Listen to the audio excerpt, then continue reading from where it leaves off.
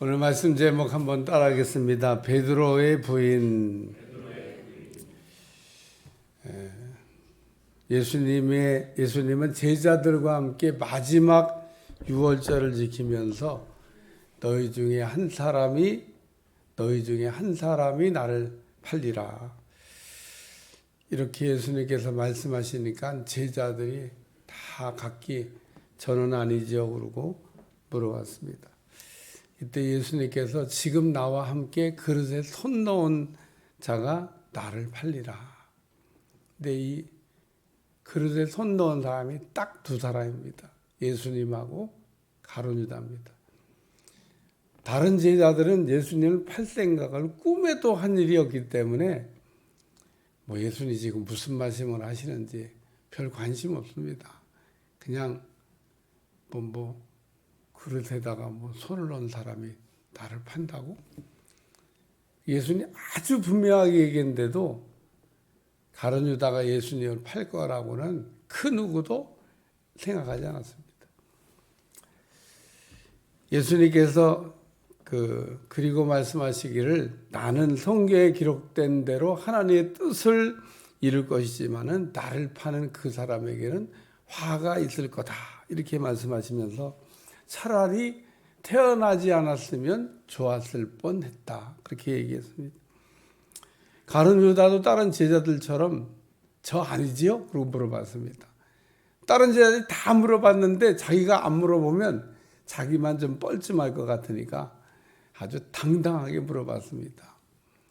저는 아니죠. 그러니까 네가 말했도다. 그리고 예수님이 3번 분명하게 가룟 유다가 예수님 팔 거를 아시고 이야기해 줬습니다.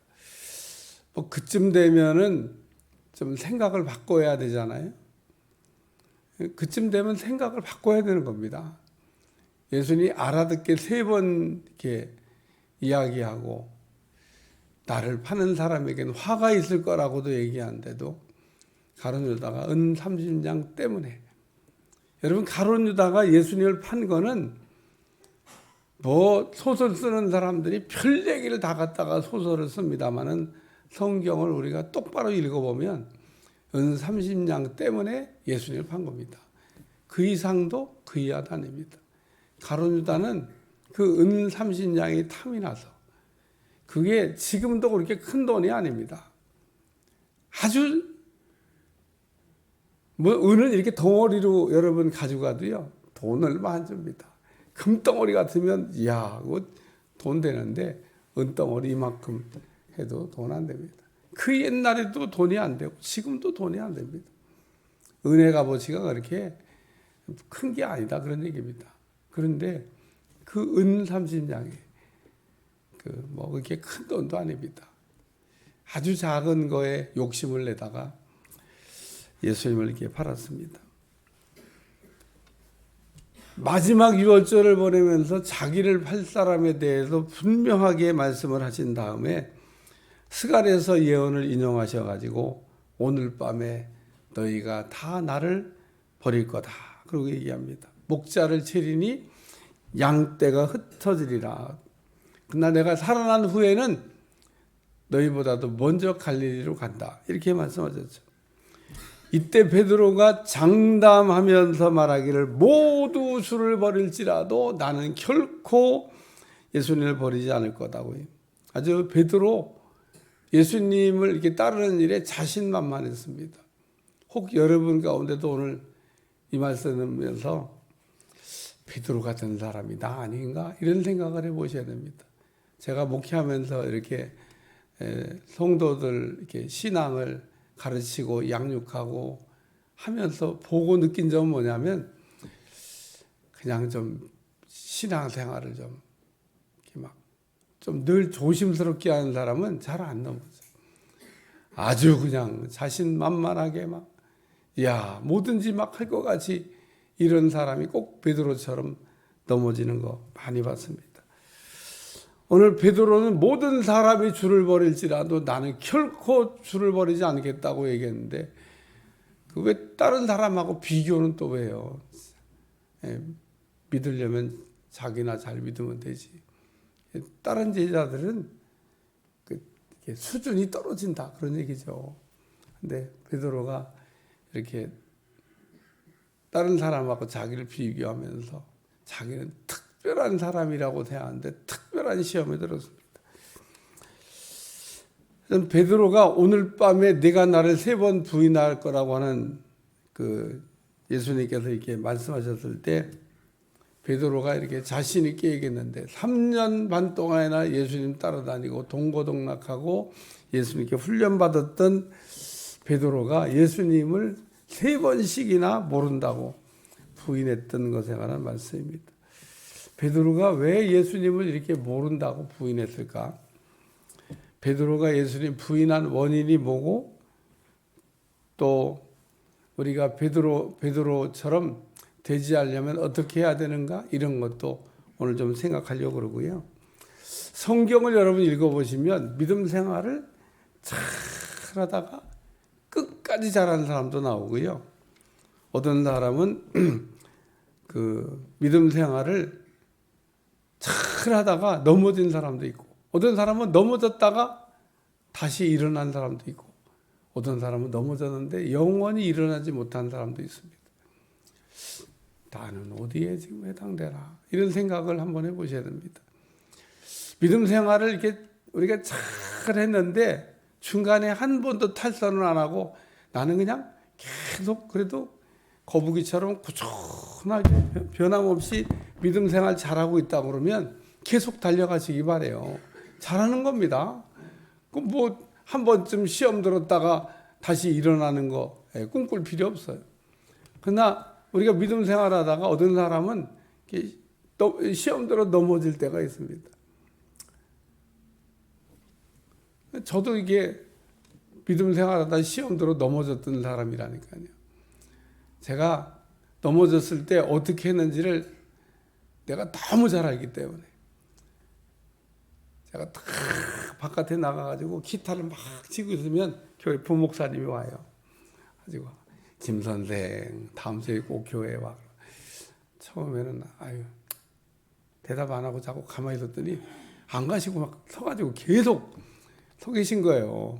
그 다음부터는 아주 지혜가 생겼습니다. 네. 금방 가더라고. 다음 주에 또 와. 또 지나가다 보면 기타 치고 놀고 있으니까 김 선생 다음 주에는 꼭 교회 와. 네. 그렇게 제가 3년 넘게 속삭인 사람입니다. 조금 속삭인 것도 아니에요. 한번 넘어지고 안 나가기 시작하니까 참 나가는 게 쉽지가 않더라고요. 생각날 때가 가끔 있긴 했어요. 언제 생각나냐면 성탄절 때 되면 그때는 막 재밌게 놀았거든요. 교회에서. 사치기 해가면서 아주 교회에서 재밌게 놀았어요.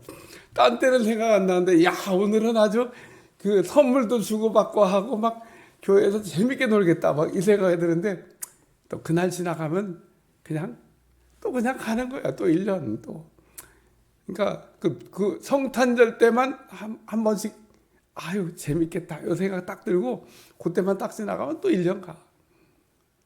그래도 제가 늘 얘기하잖아요. 그 문선주라고 우리 나하고 그 초등학교 동창인데 집이 우리 집 위에 있어. 우리 집 위에. 우리 자기 집 갈래 꼭 우리 집을 지나가야 돼. 꼭 가고 문에 탕탕탕탕 김홍식 씨 그러고 막 여자가 막 문 두드리니 안 나가볼 수 있어? 나가면 선주야. 이제 교회 나오라고. 얼마나 극성스럽게 문을 두들기는지. 부목사님보다 더해. 맨날 지나가다 두들겨. 그래서 어느 날 선주가 그러더라고. 이번 성탄절 때 기타 칠 사람이 없어. 내가 기타는 좀 쳤거든요. 기타 칠 사람이 없대. 그래갖고 막 성탄절을 해야 되는데 막 그래갖고 꼭 그 한번 와서 기타를 쳐줘야 되겠대. 그래? 제가 몇 번 했는데 성탄절 내가 가고 싶은 생각이 3년 만에 그래? 그래갖고 기타 들고 닦아대. 기타 칠 사람이 왜 없어? 그냥 잔뜩 앉아있더만. 그 말에 그냥 걸려. 괜히 갔는데 뭐 치러 갔는데 안 쳐도 되는데. 그날로 가가지고 이렇게 지금 오늘날 목사가 됐습니다. 참. 제가 그 3년 동안 나한테 와가지고 막 교회 나오시라고 했던 사람이 한둘이 아니에요. 예. 그러니까 넘어졌다가 그래도 일어나가지고 이렇게 제가 지금 그 선주가 감리교 목사님 사모님 됐다고 하더라고. 나이도 나하고 같아요. 초등학교 동창이니까. 늘 생활 때 나를 이렇게 돌아오게 한 거에 감사하죠. 내가 그래서 선주 얘기를 맨날 하는 거예요. 문선주가 나오라서 나가는데.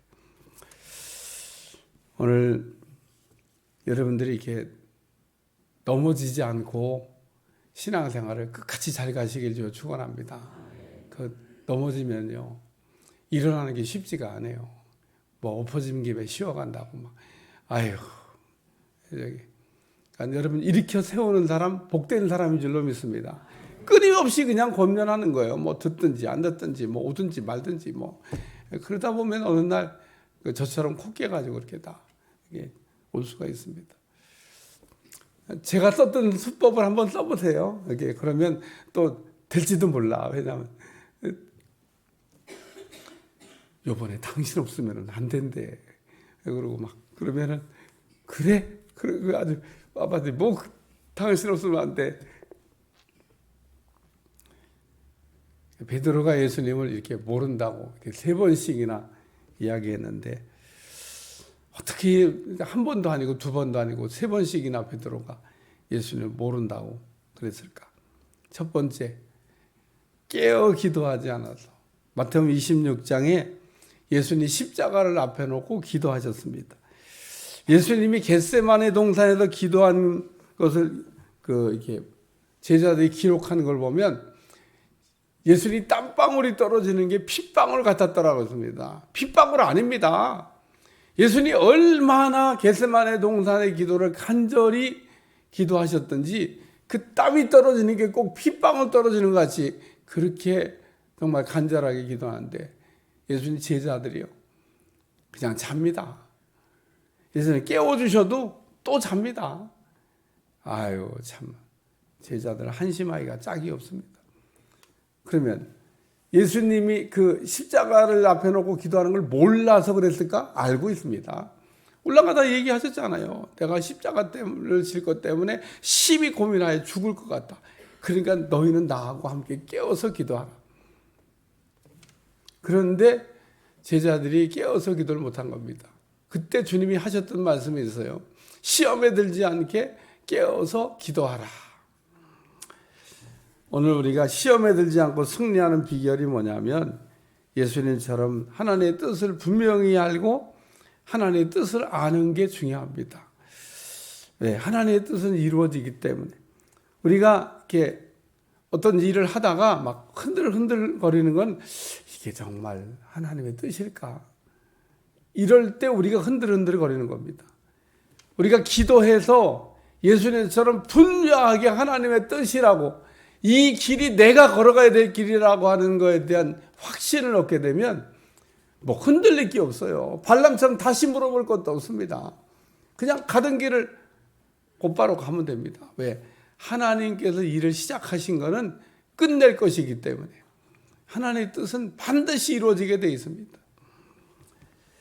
그러면 우리는 이렇게 하나님의 뜻을 이렇게 분별하는 거 중요하다 그런 얘기입니다.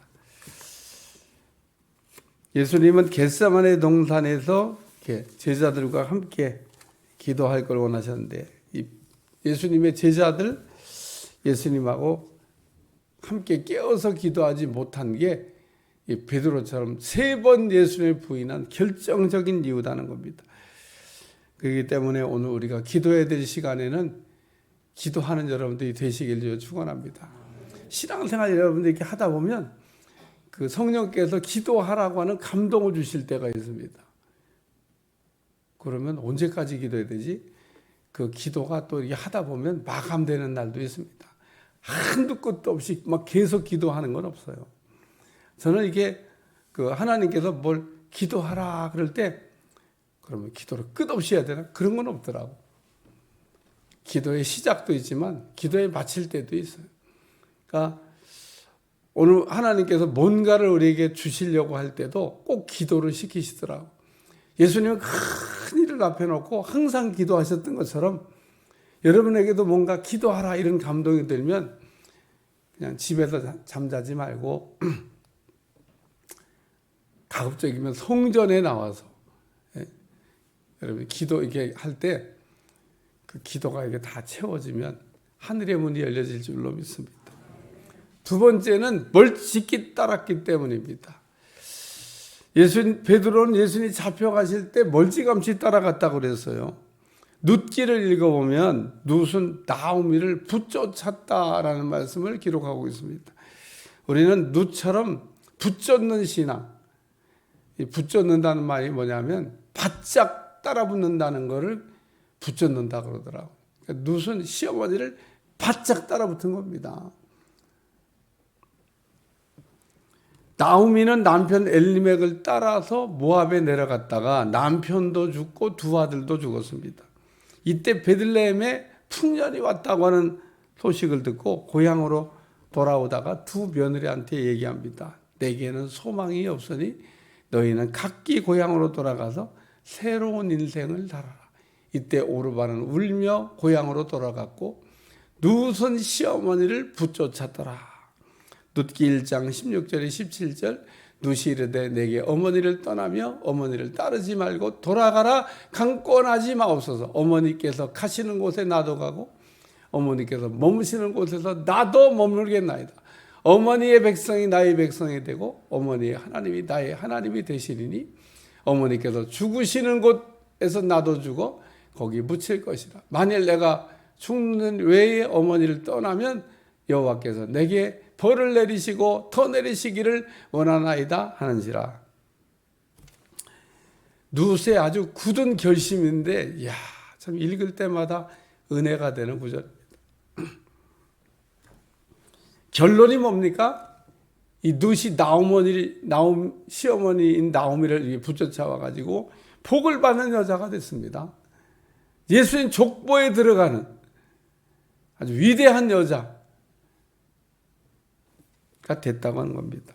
오늘 이번 기도를 통해서 더하여 주시는 축복을 받는 사람이 되기 위해서 룻과 같이 붙잡는 신앙 붙잡으시길 축원합니다.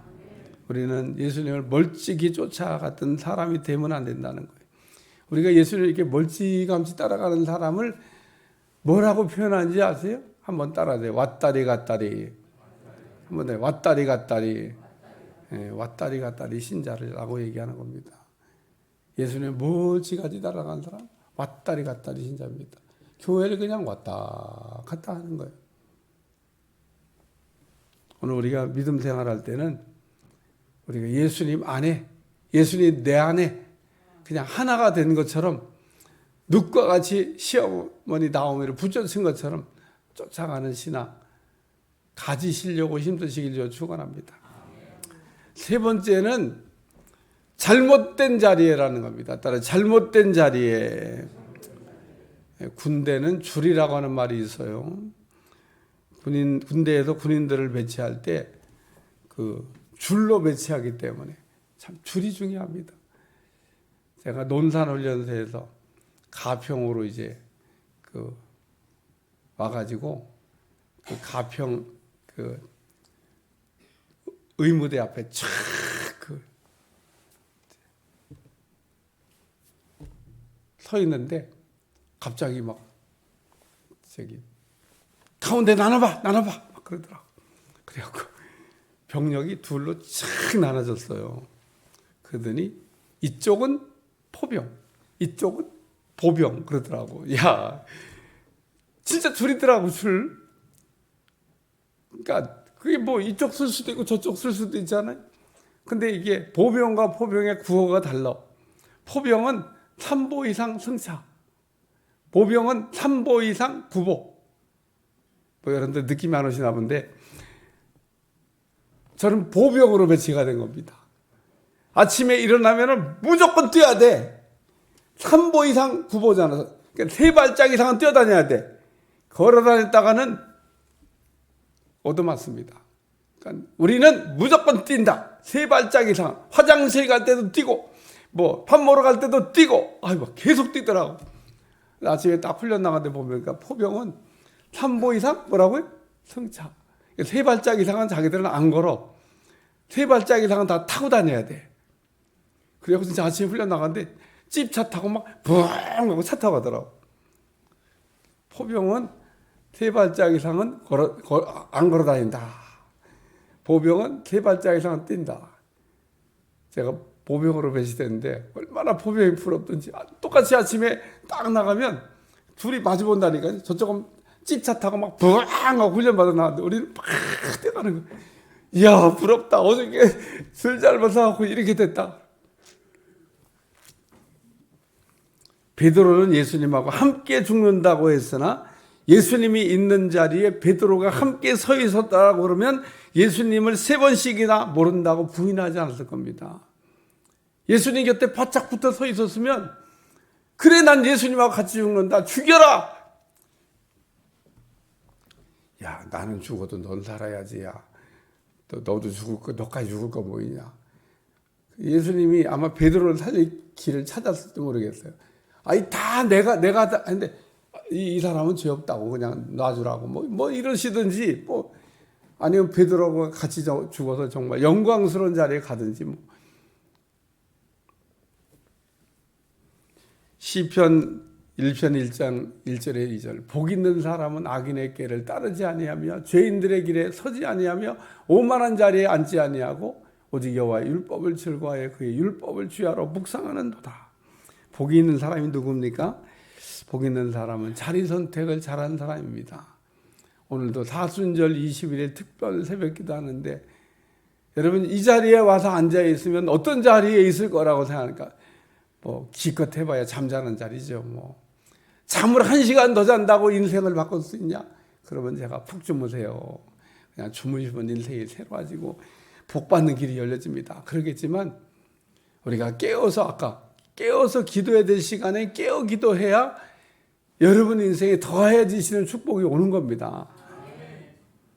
사순절 기간에 우리가 그 21일을 주님을 위해서 헌신하는 건데 여러분 아주 잘하고 있는 겁니다. 그리고 이렇게 꼭 하나님께서 대가를 지불하게 하신 다음에는 보너스 축복이 올 줄로 믿습니다.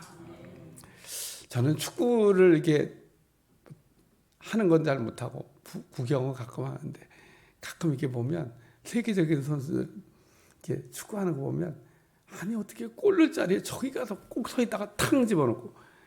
여러분 축구할 때 잘 봐봐요. 세계적으로 유명한 선수는 막 뛰어다니는데 꼭 공 넣을 자리에 가 있어 보면 어떻게 그 자리에서 하고 톡 집어넣냐고. 근데 축구를 잘 못하는 사람은 꼭 공이 오지 않는 자리가 뛰어다니고 있어. 응? 공이 올까봐 무섭대 어떤 사람. 왔는데 괜히 잘못 처리해가지고 저기 막 쫓겨날까봐 차라리 공이 안 오니까 막 열심히 뛰어다닐 것 같은데 공은 안 받아. 뛰어다니면 열심히 뛰어다니는 거야. 근데 공을 딱 받아가지고 탁 우리나라에서 그 축구에 이게 좀 길을 열지 못해갖고 막 브라질 이런 데로 축구 이렇게 훈련 받으러 가면 야 공을 안 준답니다. 공을. 아니 운동장에 뛰는데 얘들이 공을 갖고 놀다 자기한테 줘야 뭘 넣어보든지 뭘 해보든지 뭐 실력 발휘하든지 뭘 할 거 아니에요. 자기들끼리만 갖고 놀고 공을 안 준대. 그래서 한참 이렇게 지내다가 사이좋게 지내는 거야. 커피도 사주고. 그래서 아주 친해지면 그 다음에는 공을 준대. 야 축구훈련 받으러 가면 그냥 거기서 축구훈련 받는 줄 알았더니 거기서 관계 잘 못하면요 영원히 훈련 못 받아. 왜? 공이 안 와. 공이. 훈련을 받으러 가는데 공을 안 줘. 그러면 무슨 수로 뭐 축구훈련을 받겠어요. 공이 와야 막 받아갖고 드리블도 하고 있는데 1시간 내내 뛰는데 공이 한 번도 발에 와서 닿은 적이 없어. 자기들끼리만. 그랬다는 얘기를 제가 들은 적이 있습니다. 오늘 자리 선택을 잘하면 하나님께서 그런 사람에게 복을 주실 줄로 믿습니다. 마태복음 10장 32절 누구든지 사람 앞에서 나를 시인하면 나도 하늘에 계신 내 아버지 앞에서 그를 시인할 것이다. 이게 반대로 생각해 보셔야 됩니다. 이 말. 우리가 사람 앞에서 예수님을 모른다 그러면 예수님도 하나님 앞에서 우리 심판받을 저 사람 몰라요. 그러면 주님 다 아시잖아요. 그때 경관께서 난 모르세요. 난 몰라. 성경을 읽어보면 예수님이 이게 얼굴 바꾸실 때는 무섭습니다. 예수님 얼굴을 바꾸지 않으셔야 돼요. 내가 도무지 내가 너를 모른다. 결론입니다. 오늘 예수님의 제자 가운데 가룟 유다는 은삼신냥에 예수님을 팔았고 베드로는 예수님을 3번 부인했습니다. 제가 한번 물어볼게요. 두 사람의 죄가 누가 더 무거울까? 가룟 유다? 아니 베드로? 제가 볼 때는요 도토리 키재기야. 둘 다 똑같습니다. 뭐 은삼신냥이 예수님 파는 거나 예수님 3년 반 동안 훈련받고 예수님 3번씩이나 오른 그냥 부인한 거 단순 부인도 아닙니다. 예? 맹세하고 모른다고 그러고 뭐 저주하고 모른다고 그러고 이랬던 이게 그냥 단순히 예수님 모른다고 한 게 아니에요. 이랬던 이 베드로의 죄가 가룟 유다보다 그냥 비슷하지 누구를 뭐 더 덜하다고 얘기할 수가 없습니다.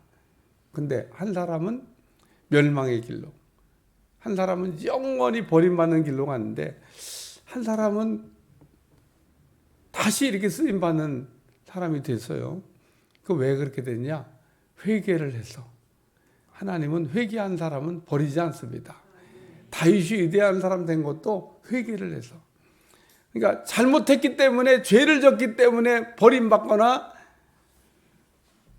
축복을 받지 못하는 게 아닙니다. 오늘 우리가 회개만 하면 하나님께서 풀어주시고 축복해 주시고 다시 써주시고 위대한 사람 만들어줄 줄로 믿습니다. 우리가 아직 그래서 회개를 하면 기회가 있는 겁니다. 다시 기회 주십니다. 잃어버렸던 것도 복구시켜 주시고 다시 높여주시고 회복해 줄 줄로 믿습니다. 오늘 베드로에 관한 말씀에서 결정적인 말씀은 뭐냐면 회개하기만 하면, 우리가 회개하기만 하면 우리 주님은 넘어졌던 베드로를 일으켜 세워가지고 위대한 사람이 되게 한 것처럼. 근데 그 회개가 어려운 것도 아닙니다. 잘못했다고 그러면 되는 거고 방향만 바꾸면 되는 겁니다. 방향을 바꾼다는 게 뭐예요? 내가 이거 생각 잘못했구나. 그러면 빨리 그냥 제자리로 돌아오면 되는 겁니다. 근데 사람이 그걸 못합니다. 그걸. 참 미련한 게 사람인 것 같아요. 생각만 바꾸면 내 인생이 바뀝니다. 오늘 우리는 이렇게 생각을 잘 못할 때가 참 많아요. 오늘 베드로의 부인에 관한 말씀을 생각하면서 오늘 우리가 회개만 하면 다시 제자리로 돌아오기만 하면 하나님께서 복 주실 줄로 믿습니다. 우리 옛날에 그 믿음 생활 잘했던 그 자리 그립지 않아요? 우리 가끔 그런 분 많이 봤어요. 나 그때 정말 신앙생활 열심히 했는데 그래 지금 다시 열심히 하면 되지. 뭐 자꾸 그때 열심히 했는데만 얘기하고 있어. 그때 열심히 했는지 하면 인생 안 바뀝니다. 지금 열심히 해야지. 내가 뜨뜻미지근한 신앙, 어린날 신앙생활 하다 보면 자꾸 믿음이 식어져요. 설렁설렁 믿음도 식어지고 그 뜨거웠던 열정도 사라지고 막 그럴 때가 있습니다.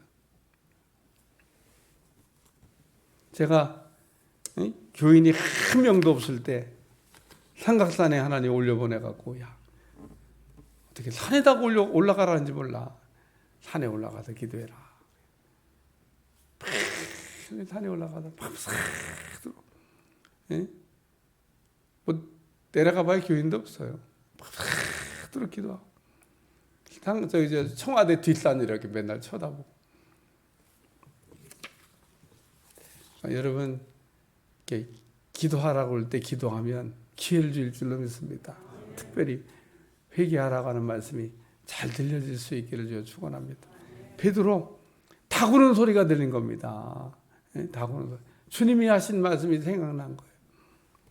기도하겠습니다. 하나님, 오늘도 베드로가 예수님을 3번이나 모른다 그러고 예수님 앞에 큰 죄를 졌지만 다구는 소리에 회개했더니 위대한 사람으로 쓰임 받고 천국에서 또 이렇게 좋은 자리에 앉아 있는 베드로를 생각하면서 오늘 우리도 믿음 생활 끝까지 잘하게 도와주시고 곁길로 가지 않도록 축복해 주옵소서. 예수님의 이름으로 축복하며 기도합나이다.